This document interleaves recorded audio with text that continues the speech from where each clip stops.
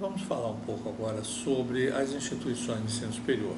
Universidades, centros universitários têm normalmente um estatuto e um regimento. Não confundir com o estatuto de mantenedora, mas as mantidas têm, como já foi mencionado anteriormente, têm normas definidas por estatutos e regimentos.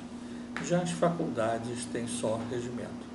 Então, todas essas disposições são interligadas, naturalmente, tem a sua necessidade de um aprofundamento maior nos regimentos, mas que tem as linhas gerais definidas de forma criteriosa pelas instituições. Os regimentos nas instituições de ensino superior, como estatutos e mencionados dos centros universitários e universidades, não precisam ser aprovados pelo Conselho Nacional de Educação, pelo Ministério da Educação ou pela Secretaria de Educação. Nós temos normas que são definidas pelas instituições, aprovadas internamente, de acordo com as regras estabelecidas nos próprios documentos, normalmente recomendadas e acolhidas pela entidade mantenedora, quando é a instituição privada de ensino, e são regras que estabelecem as relações globais nos cursos de graduação, pós-graduação, extensão e outros mecanismos que a instituição funcione. Agora, nós não tínhamos alguns aspectos previstos na legislação e que vieram a ser modificados fortemente agora pela lei que alterou, na verdade pelo decreto, que alterou as normas sobre educação à distância. Nós tivemos, em 19 de maio de 25, o decreto 12.456, que dispõe sobre a oferta de educação à distância por instituições de educação superior em cursos de graduação. Então, ou seja, essas modificações estão para os cursos de graduação. Pós-graduação, lato sensu ou estrito sensu não foram cobertas, não foram atingidas por esse decreto.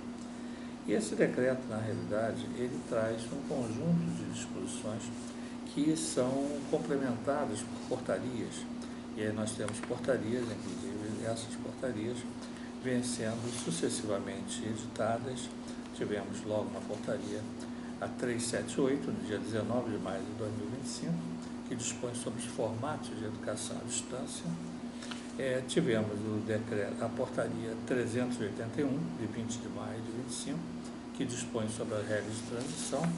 E tivemos agora, no dia 10 de julho, portanto, recentissimamente, a portaria 506, que regulamenta o decreto. Entre essas mudanças, um dos impactos que traz é o formato de oferta de educação à distância, criando inclusive a figura do ensino semipresencial. Então, nós temos hoje a distância presencial e semipresencial. E essas regras não estavam previstas nos regimentos de ninguém. Obviamente, a educação à distância, sim, é presencial, sim, mas a figura de um semipresencial foi fato novo. E também dentro desse conjunto, inclusive as normas estabelecidas, foram criadas algumas figuras, algumas profissionais que estão envolvidos nesse processo. Então, nós temos aí os docentes, os coordenadores, temos os mediadores, temos os tutores. Então, nós temos novas terminologias que foram definidas pelo Ministério da Educação e que vai trazer grande conflito, inclusive, com a classificação brasileira de ocupações, do Ministério do Trabalho, com os planos salariais, com os dissídios coletivos. Então, nós temos aí um emaranhado de normas que precisam ser definidas bem no regimento. Se você não tem isso definido no regimento e tem uma demanda judicial, obviamente que você vai ter o juiz do trabalho que vai definir como seria esse enquadramento. Então, é importante que você tenha claramente, defina se é função administrativa, se é função docente, observe essas disposições, mas uma coisa é certa, vai trazer reflexo em todo o conjunto dos regimentos. Uma coisa que nós queremos voltar a frisar, já mencionamos anteriormente, é sobre aspectos voltados à inteligência artificial.